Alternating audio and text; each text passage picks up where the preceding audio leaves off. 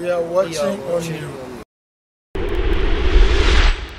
We are watching on you. Balinga bango mobalia yango ko mo reverser bango ba bendi po na mbongo ayo beta nsala pona muna mbongo ekiti esopi kondima ya esopi conviction ya frère José Nzita pona nga esopi ete me betisi ma wati de tona se po yango te bendi so daki matanga na bango toni ko faya kiana menge ko mate biso batanzambe esopa biso esa biso mabebo skonde no ina sala obeta sali ba sala pa ne pa kofi ba bango benga ba ojibe ba wera ba takisi bosko tango beta sala kisane kangote.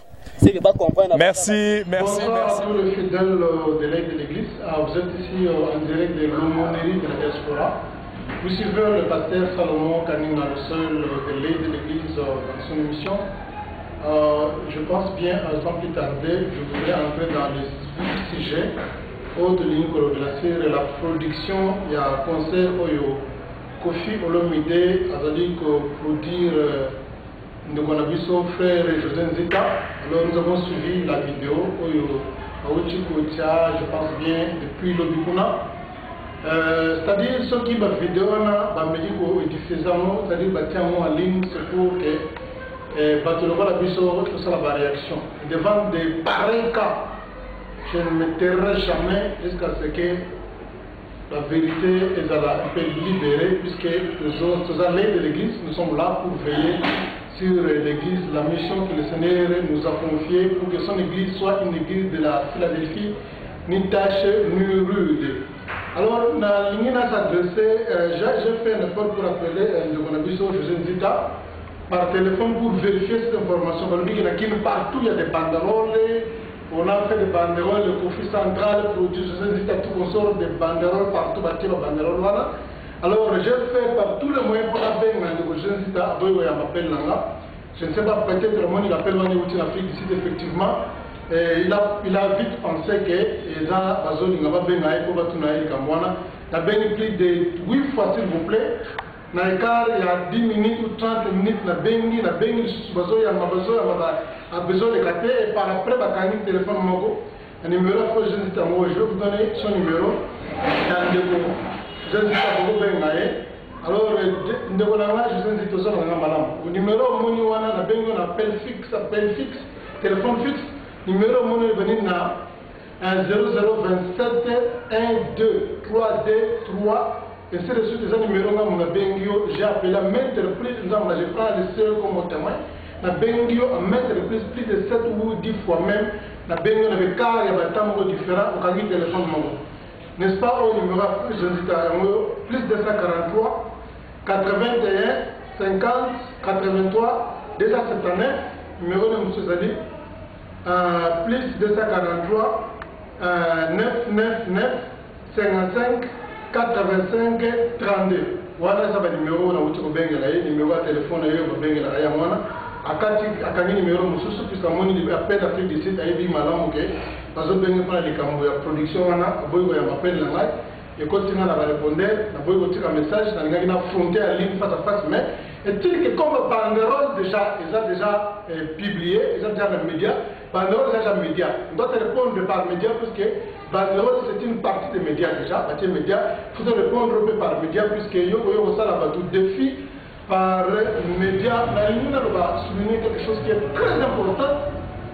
Il y a ce qu'on appelle les scandales dans la Bible. La Bible dit que quiconque d'entre eux, il y a un scandale pour ces plus petits enfants, avec une pierre ou la mer, c'est-à-dire il y a quelque chose qu'on appelle le scandale. Le scandale c'est quoi? C'est-à-dire quoi?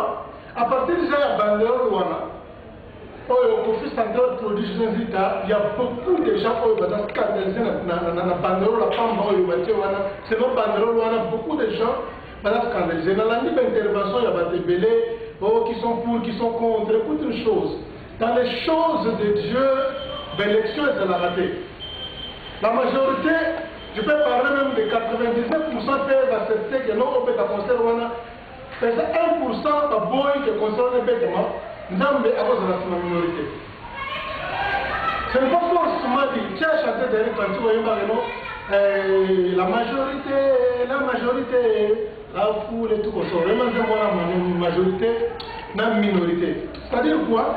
Dieu n'est pas derrière. Si on n'a pas besoin de ma vie, ça ne nous concerne pas. La personne qui peut voir la poutre dans l'œil de l'autrui, elle n'a pas une nationalité. Si tu as la poutre dans ton œil ou dans l'œil, tu ne verras jamais la poutre dans ton tu vois, c'est-à-dire qu'il ne faut jamais que toute la vie à la poutre ou à la paille, pour demander leur vie. Les gens qui vont constater que nos concerts ont un scandale, ça va scandaliser l'église, les gens vont la poutre est dans l'île, ça va pas été. Puis c'est ça que nous menons, c'est ça le fondement. Les menons, on a poutre dans l'île, on a la paille. Tu peux voir la paille dans l'œil de l'autre, tu as la poutre dans ton œil. C'est-à-dire les gens qui ont par exemple la poutre dans leurs yeux, ils ne peuvent jamais voir la paille dans l'œil de l'autre. C'est-à-dire que dans la paille, dans la poutre, c'est-à-dire que nous étions menés dans la catholique, on n'a jamais scandale. C'est-à-dire que nous, l'église, on a un scandale. Les gens, beaucoup de gens vont scandaliser, on a détruire l'église de Dieu. Je te dis, en face, tu as détruire l'église de Dieu. Avec des histoires pareilles.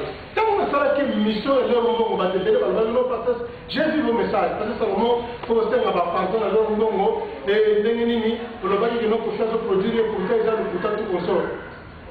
Alors je ne voulais pas faire une mission en anticipation par rapport à ma propos et à ma douane. Cette émission, on a pour le vidéo. D'ailleurs, pas si bien que non, ceux qui confient à rater leur nom, il va aller proposer, parce que nous sommes le gâchis là, n'est pas peine de ça qui s'indique. On va ne pas tout le monde. C'est-à-dire, il va donner offre dans tout le c'est pourquoi on a fait une vidéo là. Cible le nez de leur nom, cible le nez de là qui non. Les restes des musiciens chrétiens, j'avais même dit ça que tout le monde était en méga offre là. Pourquoi on offre là? Puisque ça, il y a un scandale dans la Bible. Puis le malheur, la boue, scandale pour les plus petits enfants. Les plus petits enfants, c'est-à-dire ça, pour mon amitié, on va dire, et sur le voie de mon consi, on pique sur la bombe. Offre, on n'est pas accepté. Dans la langue où on a fait passer, avec nous, on a tout consolé, il a dit que non, et là, il y a un boy à bon. Écoute, là, il y a un boy à bon. Ça, ce défi-là, je peux l'accepter. Il y a des jouets, il y a des gens qui ont refusé l'argent, il y a des gens qui refusent de l'argent. Ça n'est pas émotion au beau il y a des gens qui ont refusé l'argent de la Bible, même à temps là, on a fait tout le sucre, puis c'est un bon moment où on a voix, on a malhonnête, on a déjà conscience. À moins qu'elle ait battu. Mais si une conscience dans la vie, que nous bon moment, les gens ont voix, on a malhonnête, ils ont voix, on a démoniaque, diabolique, occultisme, la formation, les autres en voix à l'auge, je ne prendrai pas bon moment. Je vais préférer de souffrir, de souffrir, de commenter. Dans la gloire du Seigneur, dans mon ensemble, dans mon Christ, que va aller demander que nous par exemple, joie de l'Est dans la il y a des gens comme dans la Bible, l'émission et leur mot, il y a des gens comme me disaient, Nama vient avec des présents pour offrir à l'homme de Dieu, puisqu'il était guéri de la maladie de la lèpre. Après, si l'homme de Dieu a refusé pour éviter le scandale. Après, il a même son serviteur Guéasi dans le poisson à la nier. Dieu l'avait frappé de la lèvre. Quand vous avez frappé, pourquoi Dieu l'avait frappé de la lèvre? On sait que c'est un amant. Puisqu'il a accepté ma présence, le maître avait refusé. Ce sont des scandales, il a refusé pour des scandales. Si vous avez une lèvre, vous n'avez pas à Kofi, et vous avez une joie qui s'est dit, joie, un dimanche offre, et je te garantis que ce sera la fin de ton ministère. La Bible dit Dieu est derrière. Ce n'est même pas un ministère. Nous à la fin, il y a l'orchestre, il y a bien, il y a bataille, puisque chanter n'est pas un ministère, nous avons seulement 5 ministères dans la Bible. Donc à la fin, il y a carrière, il y a talent.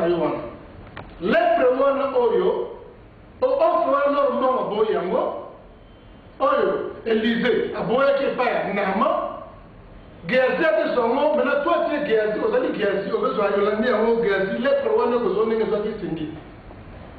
Kofi a dans le ministère Moko Yamabe. Kofi c'est un frère congolais dans cette année Makasi. D'abord il était. Dans un contre Kofi on a d'abord le Razam a touché Mitem la Binobo se repentir ou Razam il se convertir. Beaucoup frater brusquement la scène d'un Kopoemba. A Kofi la scène sans confession. Dieu lui a donné du temps pour se convertir. Il a foulé la grâce au pied. Mais je vous aime beaucoup Kofi Olomide. Dans un contre Yote. Mais dans un contre Misala Oyoyoana Molili. Alors, la Bible déclare, Elisa a refusé offre puisqu'il ne voulait pas le scandale de la parole du Seigneur. Et plus tard encore dans la Bible, vous allez voir, il y a des gens comme, par exemple, Abraham. La Bible dit, Abraham, après avoir, comme ça, la guerre, on va bien dans la Bible, Kador la moneur. Bref, on appelle le roi Kador, bien que ce soit on l'a bien, Kador la mer, le roi qui avait des rois qui les soutenaient derrière, on va connaître au Burundi, ça sort le Gomorre. Bakoué, c'est Sodome et Gomorre avec les pays qui étaient aux environs, puisque c'est les frontières qui contre eux. La Bible dit, roi, on a l'autre en captivité avec sa femme et les enfants et le peuple. Abraham, tant il a pris sa parole, Abraham l'a dit roi, Wana Kador, et tous ces rois-là qui le soutenaient, Abraham a bondi si Dieu lui a donné la victoire. Après la victoire, elle s'est accordée à Abraham, il dit, dès son retour, Abraham a reçu 2 personnes. La première personne qu'Abraham avait reçue, c'était Melchizedek, le souverain sacrificateur. Après, s'il ne dit pas, avec du vin. Il a accepté ça, puisqu'il avait dit qu'il savait que la nature, que ça c'est un sacrificateur de l'éternel, la nature du roi de Salem, en Dieu. Deuxième offre, la deuxième offre, au lieu, c'était le roi de Sodome. La Bible dit, quand il a vu que Abraham a remporté la victoire avec les personnes qui l'accompagnaient, avec le nombre de 318 personnes. La Bible dit, il a proposé à Abraham des richesses. Il dit, prends les richesses et donne-moi les hommes. Abraham a refusé. Au moment où on a Genèse chapitre 14, verset 21, verset 23, tout le temps que la Bible dit. La bannière 21. Le roi de Sodome dit à Abraham, donne-moi les personnes et prends pour toi les richesses. Abraham répondit au roi de Sodome, je lève la main vers l'Éternel, le Dieu Théo, maître du ciel de la terre. Je ne prendrai rien du tout. Ce que tu as en toi, pas même un filet ni un cordon de soulier, afin que tu ne dises, j'ai enrichi Abraham, rien pour moi. Abraham a refusé aux Abiloco les richesses. Et Abraham n'était pas dans les besoins. Il était dans les besoins. Mais le coup, il n'y a pas un ennemi, et pas il y a un roi Kadara, Sodome et Gomorre, qui lui a proposé ça. Et ce roi-là était un païen ignorant qui ne connaissait même pas Dieu. Puisqu'il croyait que notre victoire était 318 personnes, pourtant la victoire c'est Dieu qui lui avait donné. Lui, il a envoyé 318 personnes, les braves personnes d'Abraham, les serviteurs nés dans la maison d'Abraham, mais il a oublié que victoire ne n'était pas ensemble. C'est le Seigneur Jésus-Christ qui lui a accordé la victoire. Et Abraham a refusé d'enrober ça pour céder. On peut savoir partout. Pour son besoin, il a refusé. Nous, je n'ai jamais été d'accord avec ma déclaration, avec tout ce qu'il dit là-bas, puisque je n'ai jamais considéré cet homme-là comme spirituel, Banda a divorcé. C'est-à-dire quoi? Il faut être très sage, très prudent, et pour avoir l'oreille, l'entendement, l'oreille, la sensation spirituelle, tu dois l'avoir. Tu vois? C'est-à-dire, bien aimé dans le Seigneur, je vais te déclarer, je n'attends pas dans mon côté, je te dis honnêtement parlant, ce n'est pas une brebis égarée, je dis aux autres dans ma langue, ce n'est pas une brebis égarée, mais c'est un bouc égaré, Ce n'est pas une brebis égarée, c'est un bouc égaré. C'est-à-dire, brebis égarée, pourquoi ce n'est pas brebis égarée? Puisque la brebis égarée, tant où il y a un qui est la bergère zone. Mais il y a des gens qui ont égaré, à quel niveau là? Parce que la libération zone a raté. C'est-à-dire, il y a une différence entre la brebis égarée, puisque brebis, dans la poche à berger, pour seulement lui conduire dans le verre pâturage, lui donner de l'eau, et pour la protection. Mais pour l'unité, pour le sang, brebis n'a pas besoin d'un berger. Nous avons nous à la poste et nous partout à Kende, nous avons il est individuel. Est-ce que tu as consulté? Tu as dit une brebis qui sonnait. Oh, brebis comme en troupe. Donc consulter seulement les hommes de Dieu pour prendre cette décision-là, pour produire avec, produire le mouton. Les mots me manquent. Si vous voyez, il y a des histoires comme notamment la classe dans la deuxième secondaire, on a vu que non, la chèvre de M. Séguin. Donc, ils ont quoi l'histoire de la chèvre de M. Séguin? Si nous avons poussé nous manger dans la maison de son maître, il a préféré la liberté qu'il a dit Banda. C'est ça, une chèvre qui est garée, c'est une chèvre égarée, bouc égaré. La chèvre de M. Séguin, nous avons dit ça. Ce n'est pas le nôtre.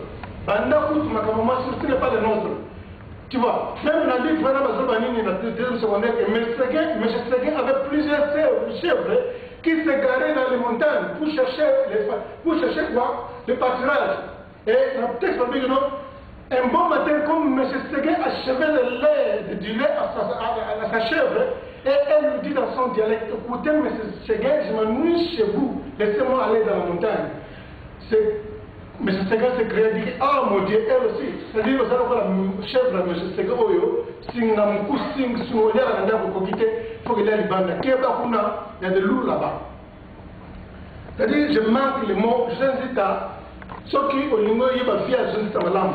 Ta femme, maman Nono avait déclaré, moi c'est Nayo, a déclaré que tant que yo bengana qui est là-bas, elle a dit une chose qui est tellement importante. La vidéo, on est là, le mot que j'ai saisi, c'est quoi?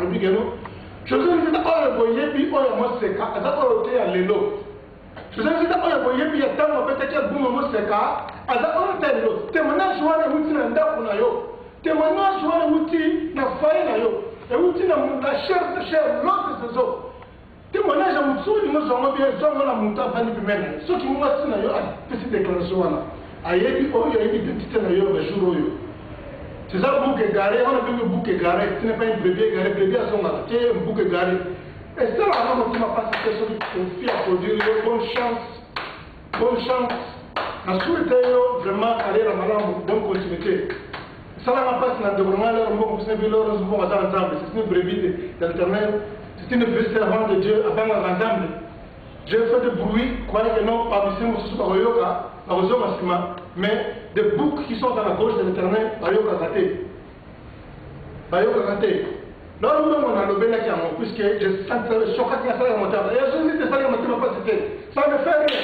Quand il faut soutenir, je sais d'abord qu'elle allait dans la poupette à concert, pour qu'elle poupette à sang, et ça ne m'a pas cité. J'ai fait vers moi, Bissot, église de Sérène, on peut se faire vers Kende.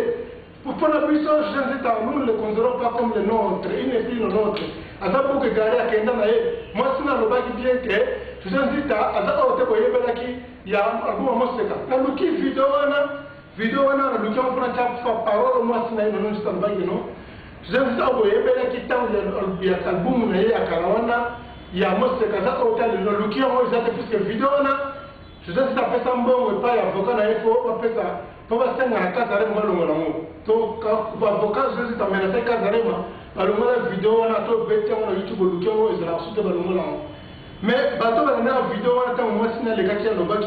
Je pense que moi, on a une bien ma phrase, elle a bien dit que je suis un système de camarade, nous sommes d'accord, il y a des gens qui ont un album, c'est quand on a les lots, on a changé. C'est vrai qu'à changer. Un homme spirituel, jamais on la moitié nayo. Au-dessus moitié, au Bengani moitié, on fait sa moitié, dinani, d'autres à moitié, et pourtant, on sonne nos tiens dans les cas de la période. Voilà, je n'ai même pas eu au stade de la tu vois, alors vraiment, et aussi la moitié en capacité, aller de l'avant, la bonne chance, pour que ça concerne le bino. Vraiment, on a souhaité de bonnes choses. Mais elle retient une chose, la Bible dit, c'est par la foi que Moïse deviendra grand. Il est refusant d'être appelé fils de la fille de Pharaon, puisqu'elle regardait le pauvre de Christ comme étant une grande richesse par rapport au trésor de l'Égypte. Moïse devine, ils ont caractérisé les trois parties. 40 ans. Koufa de l'âge, 120 ans. 40 ans, il y a Pharaon. Il a grandi. Tant que 40 ans, il a refusé d'être appelé fils de la fille de Pharaon, puisqu'elle par la foi. 40 ans, on les a agités, mais ils ont maturité spirituelle. Si on a dit malin, ils ont 40 ans agités, mais maturité spirituelle, il avait refusé à Boyakiam. Mais il avait tout l'honneur, toute la gloire, il y a prince, il était considéré comme étant un prince. Il avait des serviteurs, on a tout pour lui, puisqu'il était un prince, adopté. Mais il a refusé cette gloire-là. Il a refusé ce titre-là d'honneur. Numéro 2, 40 ans, Moïse a eu au stade d'Andako, Jétro, Boklon, et Biska, Bala, qui m'a signé Sephora. La Bible dit, après, quand il a reçu la paix de Dieu à l'âge de 80 ans, Moïse, il a refusé à quel part Jétro, Boklon, et sinon, à partir d'aujourd'hui, je ne suis plus berger d'ailleurs. Dieu m'a appelé, pour continuer avec la mission de l'Éternel qui m'a confié. Il a refusé d'être appelé le berger de Jétro, à Boï qui berger, à Kei, puisqu'il avait reçu la mission de Dieu à Bokissi, Bokilo Nae, à Bokissi, même à Kei Osunga, Ban Israël, Égypte, pour le puisqu'il avait reçu. 40 ans à l'église, on a des ailes. Voilà, un homme spirituel doit avoir mais la vie n'est pas c'est comme ça on comprend que Mouta est mature. Je te donne l'exemple à moi. Moi, à partir de quoi? À partir de Bilo. Seulement, bébé, tout ce que tu lui donnes, il met ça dans la bouche. Moi, tout ce que c'est big, au PC poison, au PC lipa, au PC mise au cauca, au PC acide, nous sommes tiens pour moi. Destination la bouche. Mais comment tu vas comprendre que mon pote que moi on a encore parce que mon collègue comme par exemple et là quand il m'a bé au tel mon il faut que moi na boy ko nyango a bien mais qui n'a pas tout à 100 ans un gars va hospital à 100 ans pas qui c'est moi tu vas comprendre que non moi on a accord tout me permis mais tout me fait utile. C'est-à-dire quoi? Tu dois voir la sagesse, l'intelligence de Dieu. Si on a un dame, concernant Rolongo, ou Anilango, et qu'on bête à matin, comme on est sur le ciel. Mais sauf qui, par exemple, au continue de tout ma casse, comme on a dit aux gens, on a bouc et carré, ceux qui a son niveau confirmé que bouc et carré, continue à conserver la coffee centrale, la produire. La fois qu'on dit que le ministère, ceux qui ont souga, on va voir ceux qui ont souga. Alors, je reste toujours strict. Pour moi, c'est scandalisé à ma casse. L'église, beaucoup de gens sont scandalisés. Sur la majorité, Dieu n'est pas dans la majorité.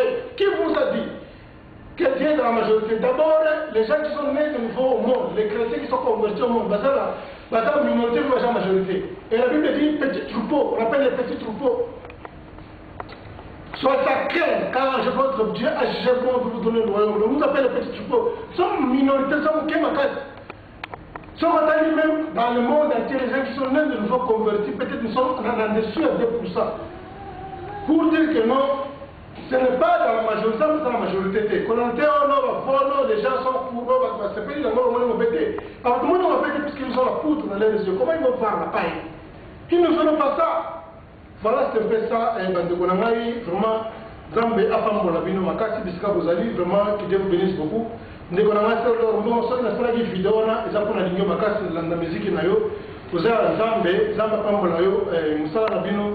Et que les liboso vraiment et ça là il m'a monté ma passe tant on a eu que non Kofi a produit puisque l'État m'a l'obligation de me confier mon ça il m'a déclaration en fonction de ma confier mon ça qui est besoin alors comme on peut démentir tu as prouvé dans le monde que nos ensemble tu es une brebis du Seigneur au Yokaka que vous avez commis alors vous avez pas voulu la commis alors bah qui scandalisé la vidéo on a dit Zambé Alimbusangay la 5 minutes pardon puisque c'est votre humble secrétaire, Pasteur Salomon Kaninga, elle est de l'église. Nazali Awa pour ne pas plaire aux hommes, mais je suis aussi pour plaire à Dieu. Vraiment, Zambé a pas mon abino.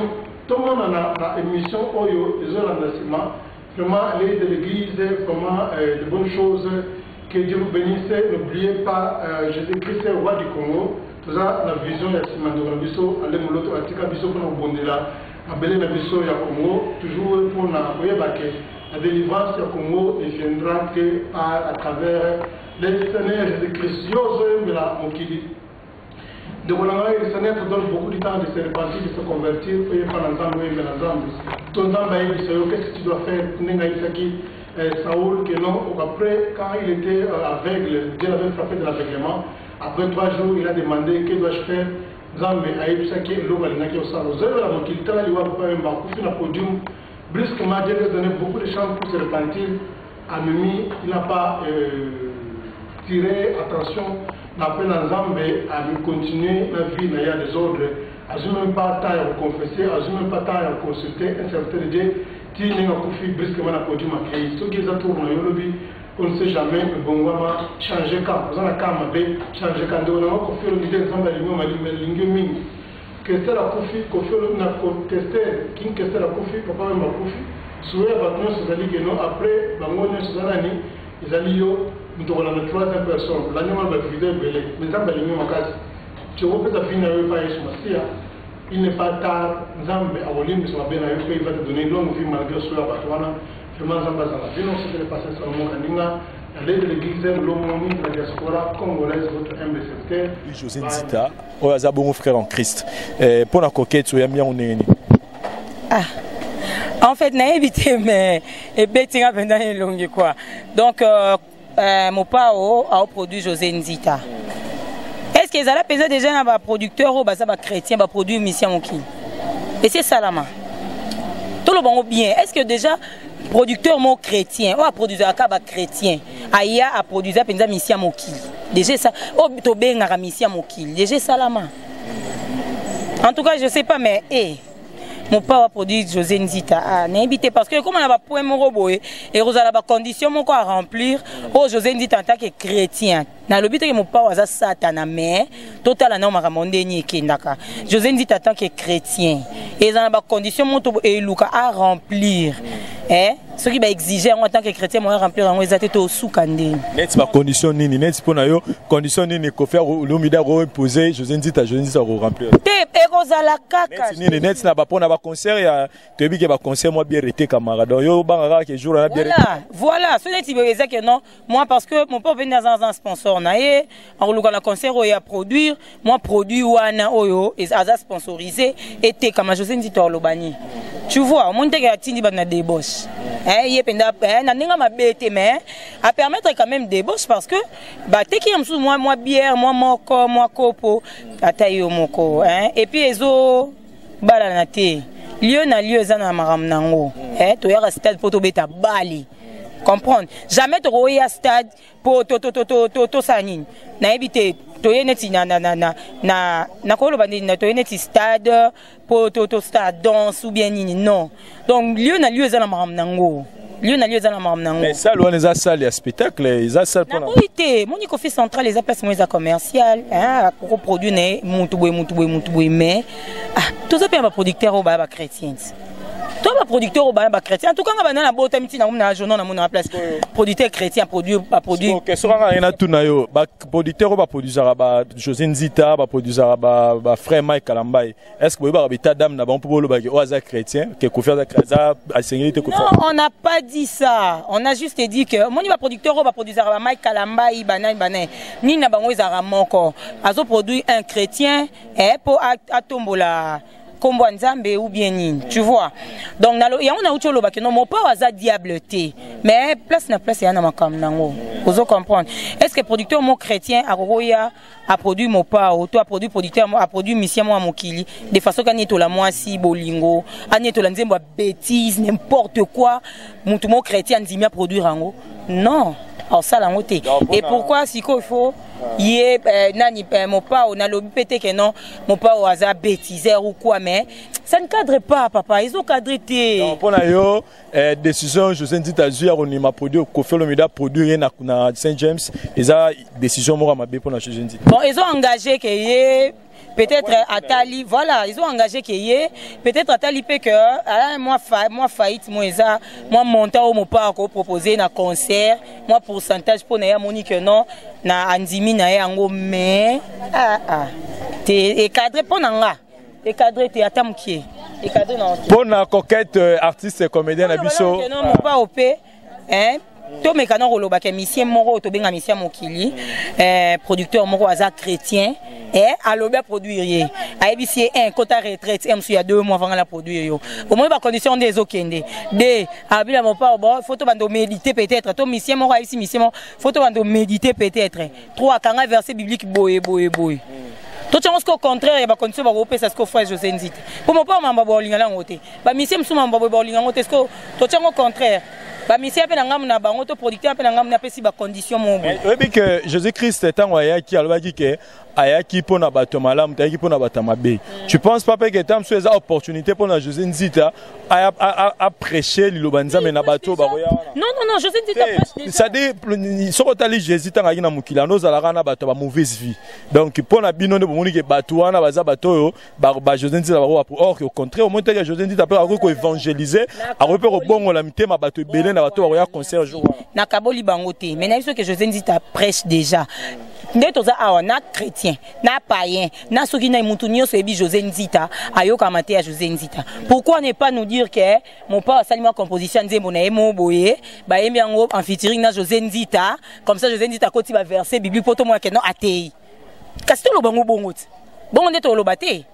kasi mutu moko bien misie mo boye ou bien wera ou bien fali a composé moi nzembo na ye moto ferego la vienanga a composé moi nzembo ni mo boye José Nzita ye to misie chrétien mo aye basali featuring ya koti karabani nya mbi bolingo moi sinango zo bomanga boye José Nzita ya koti les versets bibliques proverbe lobi boye sala boye donc ça boye évangéliser pet donc to beta bongo kasi donc cela comprendre coquette bien donc nenge bazanga na ngamu na bangamu donc musique profane za na ngamu na musique chrétienne donc pona yo etika la bongo batika mamba ko sangisa papa yeso beta ba tu fimbu tomba ya ko teka na temple faut pas mélanger franchement faut pas et puis en tout cas pendant nazo assurer frère José Nzita a repo koisa kondima batu ebele aroko isape kondima batu ebele tout comme pendinga zana batu musuba ko mona ah na frère José penza pourquoi saliboy aka lora ba yo kanga pasteur na Bart et non rande mo zelo ba yo kanga pasteur mo na Bar o melani mo midi na et non ndemo merci coquette pour la point de vue ko saka biso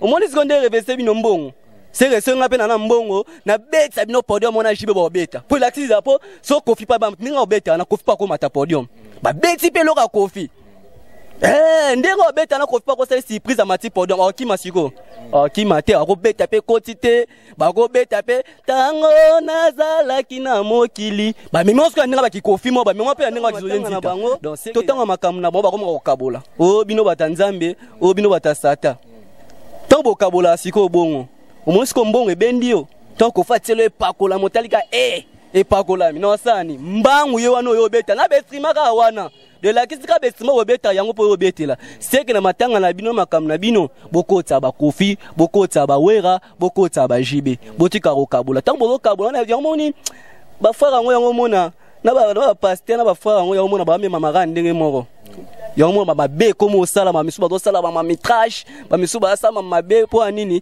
bango mo bazo bomba batima mina makuna mitema na bango bola salaka we are watching on you